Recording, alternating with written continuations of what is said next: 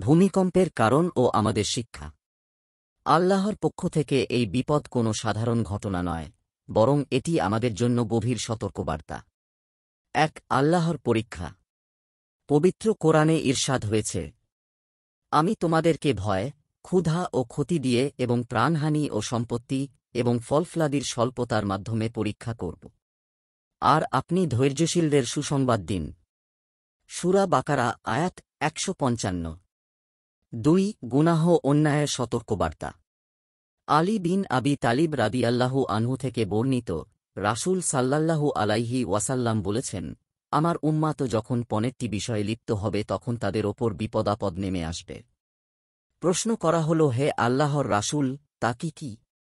তিনি বললেন, যখন গনিমতের সম্পদ ব্যক্তিগত সম্পদে পরিণত হবে, আমানত লুটের সম্পদে পরিণত হবে, জাকাত জরিমানা হিসেবে গণ্য হবে, পুরুষ তার স্ত্রীর আনুগত্য করবে এবং মায়ের অবাধ্য হবে, বন্ধুর সঙ্গে ভালো ব্যবহার করবে কিন্তু পিতার সঙ্গে খারাপ ব্যবহার করবে, মসজিদে শোরগোল করা হবে, সবচেয়ে খারাপ চরিত্রের লোক হবে তার সম্প্রদায়ের নেতা, কোন ব্যক্তিকে তার অনিষ্টতার ভয়ে সম্মান করা হবে, মদ পান করা হবে, রেশমি বস্ত্র পরিধান করা হবে, নর্তকী গায়িকাদের প্রতিষ্ঠিত করা হবে, বাদ্যযন্ত্রগুলোর বৃদ্ধি হবে এবং এই উম্মতের শেষ সময়ের লোকেরা তাদের পূর্ব যুগের লোকদের অভিসম্পাত করবে, তখন তোমরা একটি অগ্নিবায়ু অথবা ভূমিধ্বস অথবা চেহারা বিকৃতির আযাবের অপেক্ষা করবে। তিরমিজি হাদিস ২২১০। ৩ কিয়ামতের স্মরণ।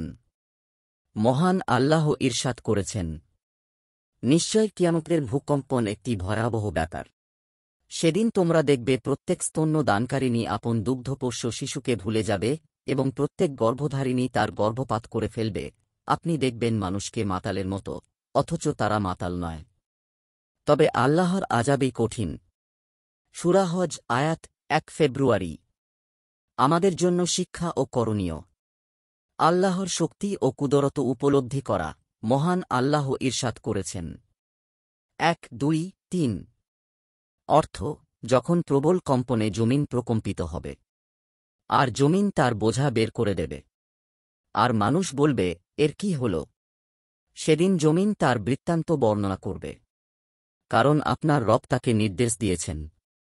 সেদিন মানুষ বিক্ষিপ্তভাবে বের হয়ে আসবে যাতে দেখানো যায় তাদেরকে তাদের নিজদের কৃতকর্ম। সূরা আজ-জিলজাল আয়াত ১ জুন। তাওবা ও ইস্তিগফার করা। আয়েশা রাদিয়াল্লাহু আনহুয়া বর্ণনা করেছেন, আমি এক রাতে রাসূলুল্লাহ সাল্লাল্লাহু আলাইহি ওয়াসাল্লামকে বিছানায় না পেয়ে অন্ধকারে হাতড়াতে লাগলাম। হঠাৎ আমার হাত খানি তাঁর পায়ের তালুতে গিয়ে লাগল। তিনি সিজদারত আছেন, পা দুটি খাড়া রয়েছে। তিনি বলছিলেন, অর্থ, হে আল্লাহ, আমি আপনার অসন্তোষ থেকে আমার সন্তোষের মাধ্যমে এবং আপনার আযাব থেকে আপনার ক্ষমার মাধ্যমে আশ্রয় প্রার্থনা করছি, এবং আমি আপনার শাস্তি থেকে আপনার আশ্রয় প্রার্থনা করছি।